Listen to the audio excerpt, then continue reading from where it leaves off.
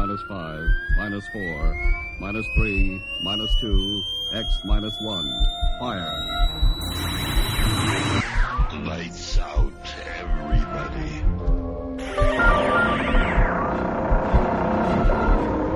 The creaking door. Dimension X. Inner Sanctum Mystery. X minus 1. Dark battleship.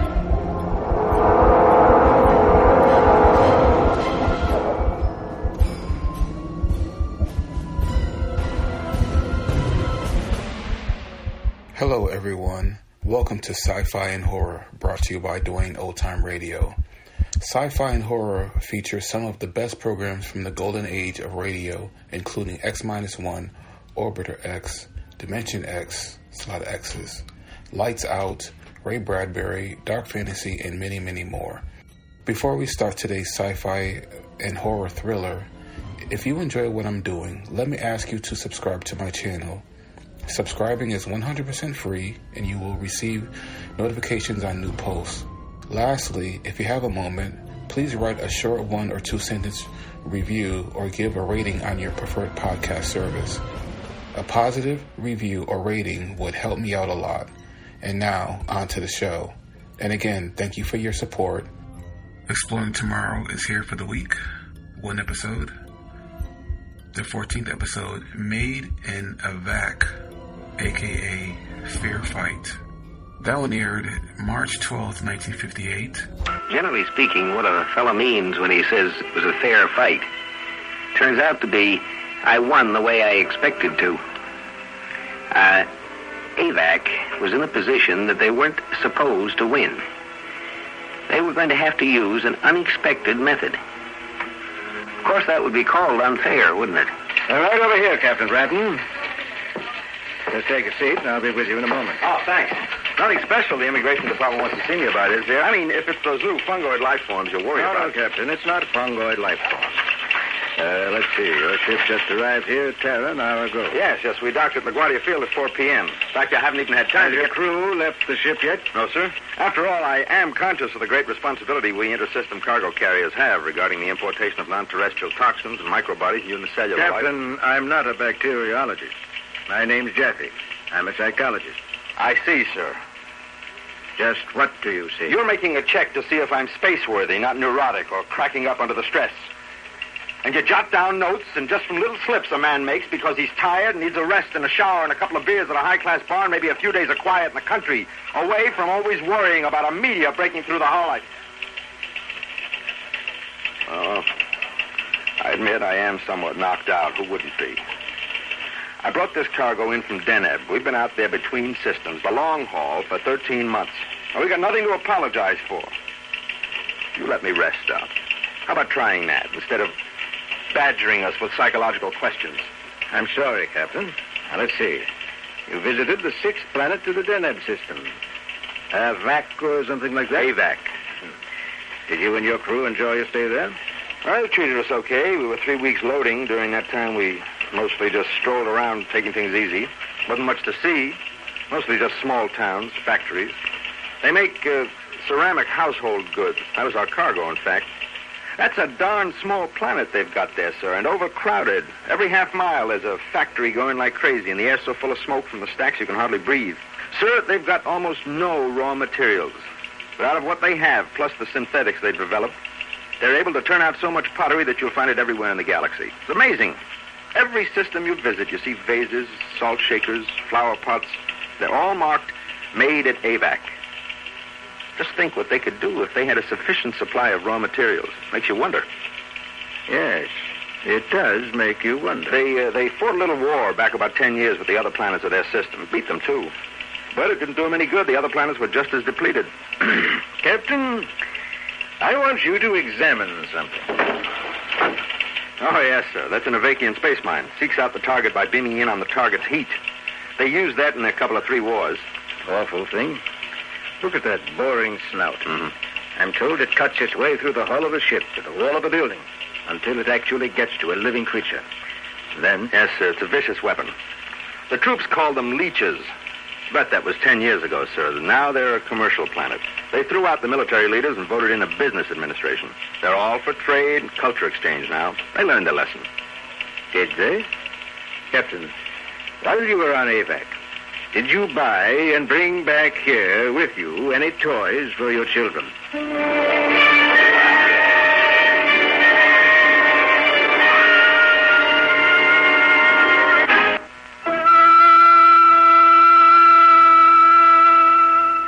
Just as a fair fight hasn't been well defined, neither is the concept toy. Take a portable typewriter, for instance. Is this a toy for a child? Or is it the working tool of a newspaper reporter? It isn't really what the thing is, but how you think about it, what you intend to do with it. What is a toy? A toy for children. While you were on Avack, did you buy and bring back here with you any toys for your children? Well, as a matter of fact... I'd like to see what toys you bought on Avack. Let's have a look. Well, they're back on the ship in my cabin. Captain, I'd like you to glance at this particular toy. It showed up a month or so ago. Possibly you saw something like it in the store on Avack. It looks like an ordinary set of model soldiers to me. British Grenadiers, I guess.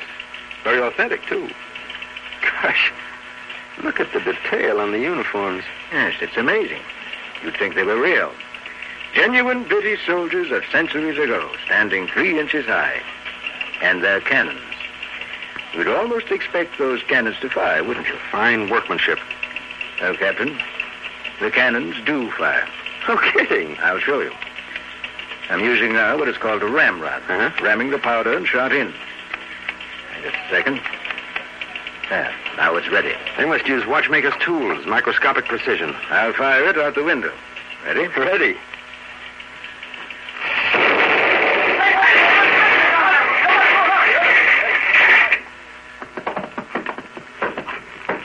Oh, yes, guards, will you begin clearing the debris? I'm sorry, I meant it to explode entirely outside the building. Must have caught a corner of the window. This is terrible. Now, to the soldiers. They're dead, of course. Dead? Well, let's say inert. We destroyed their neural systems with high voltage. What? We simply took the cartons of soldiers and put a charge through them. They're fragile. It's hard, even for a people uniquely talented in microscopic assembly, to produce a workable robot only 3 inches high. I see. Of course, robots. Yeah, look at this. Well, I'd say this is, but it looks like a little toy telephone set. Gosh, we had those when I was a kid. Talk to the kid across the street, transmit for a block or more. Talk into it. Here, I'll get out the mate and answer you. In fact, I'll go stand over here, away from you with it. Okay, Captain, can you hear me? I hear you, sir. Say something foul. Sir? You're a spaceman. Think of the foulest oath you can remember. Say it into the phone. Okay, sir. You know, sir, it's the darndest thing. I guess I must be nervous. I can't. Try. I can't, sir. I can't think of anything foul. All right. That's what I wanted to show you, Captain. The phone acts to inhibit the speech center of persons near it. Sort of damper. Actually, the technique was known to us. We used it during World War III, during brain-cleansing therapy. You know, obliterating hostilities from the minds of enemy prisoners. Sure. But to incorporate it into a child's toy. You see, Captain, a child exposed to this mechanism over a long period of time would develop a docility, a passivity, an inability to feel angry or aggressive. In other words... Brain cleansed. Now look at this. But, seems to be... Yes, it's one of those question and answer games. You know, you get a buzz if you guess the right answer. I'll fit a question sheet over the terminals. With this toy, the child develops a rudimentary knowledge of natural facts on a variety of topics. And let's see. This top sheet consists of questions on growing plants and flowers. Yeah, well, let's try something different. All right, how about great composers? No, I think I'd like to try this sheet titled The Human Body. I used to know something about that. I took a college correspondence course in biology during a long trip out. Very well. I'll plug in question 3. The digestive system breaks down protein foods into what simple molecule? Amino acids. Answer number 9. Plug the answer wire onto the number 9 terminal. I agree. Amino acids is right. Oh, what's the matter then? It works normally. Now try it the way we started.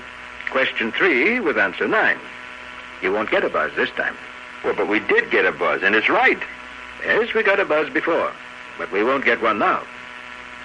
See, Captain, there's a circuit in this thing that randomizes the buzz. The child using this so-called educational toy will get correct answers to start with. Then the randomization sets in, and before he is sure enough of his own knowledge to contradict it, his meager fund of accurate facts will be gradually distorted, not wiped out, but altered more and more, until he is confused. Well, but why? So he'll be convinced that there is no such thing as a correct answer. And now I'd like to see the toys you brought back with you. Let's go to your ship and have a look at them.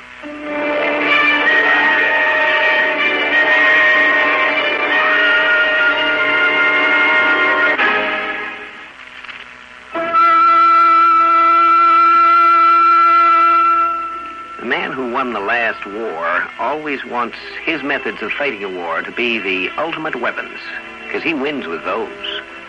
But what is the real ultimate weapon? A weapon that no other weapon can touch. How about the weapon of changing your enemy into a friend, or changing your enemy so he doesn't even try to defeat you? Wouldn't that be a more powerful weapon than any possible attacking device? This is my younger kid, Charles. He's 9. What is it? Well, can't you tell? Looks like a costume. Yeah, I'll spread it out. What kind of a costume is it? I don't see any identifying features. Looks more like a sack. A gray sack. I shopped around Avack for days before I ran across this. Yeah, I'll put it on. Right sleeve. And left. There. Explain it, Captain.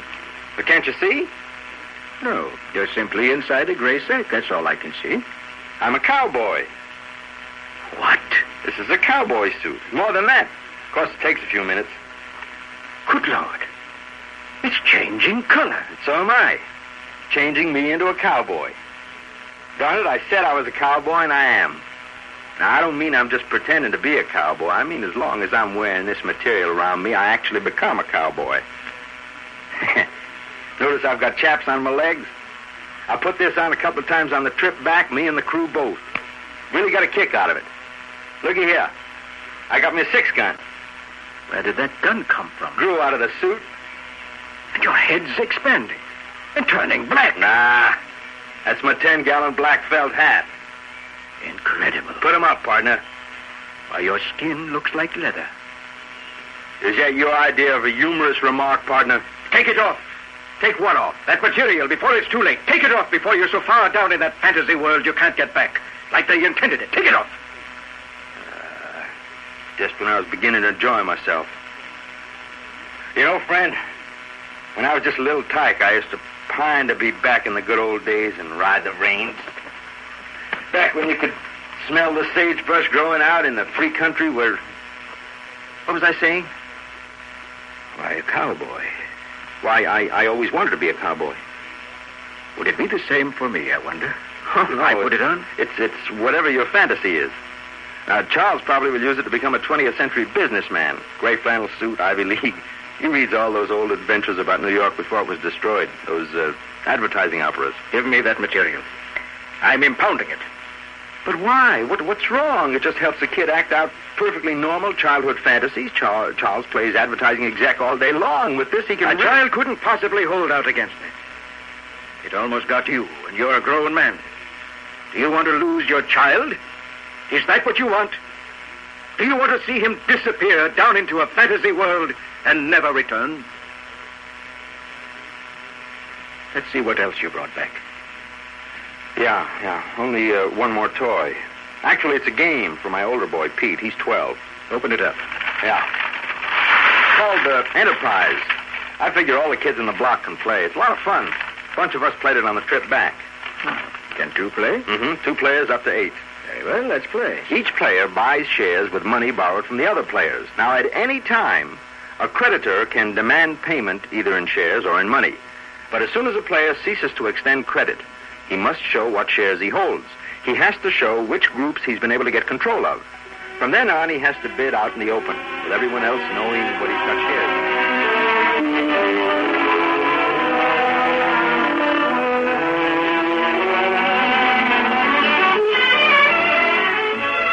I bid 3,000 solar units for 2 shares of Neptune Non-Ferric Ores Incorporated. Make it 4,000 and the shares are yours. 4,000. Sold. Okay. Now, you owe me 600,000 solar units, and I owe you 355,000 solar units. I demand payment of the difference. Let's see. I don't have 245,000 units worth of stock. Yes, you do. If you turn in your Martian Diamond Mines Limited. Oh, but that's my best block. That corners you from the inner planets. Put it in or call the game over. All right, it's in. Game's over. But why? I have enough solar units left to buy all your remaining stock. So in terms of profit and loss, you're wiped out. Yes, I guess you're right. Very well, you wind up with 3 expensive groups. And I don't have any. Well, do you see anything harmful in this game? All I can see myself is that it teaches a child the basic facts of economic life, and that's something every child should know. Well, I have to admit I find nothing subversive in this game. In fact, it's nothing but a variant of an old Terran parlor game called Monopoly. Yes, you can retain this toy, Captain. It meets with immigration specifications. Well, that's a relief. Sorry to have caused you so much trouble. I'll go and interview your crew and see what children's artifacts they brought back. You can go to your hotel now. Can you find your way around the ship? Oh, yes, I'm used to it. I'll see you again, and next time you're down. Right. Hope your children enjoy playing Enterprise. Matter of fact, I enjoyed it myself. Might have you bring in a set for me next time. Sure. Anything to accommodate the immigration department. Well, I better get all the pieces back in the box before they get lost. Heck, in that game, Monopoly, the player who wound up with the most money and property won the game. And in Enterprise, the winner is the one who's wiped out. Hey, I'll bet he didn't realize he beat me. Well, he didn't have a solar unit or a share of stock left. He won by a clean sweep.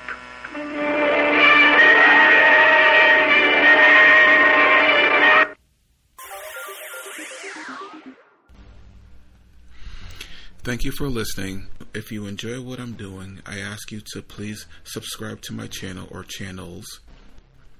Well, hope you enjoyed, and until next time, stay safe, wish you well, peace.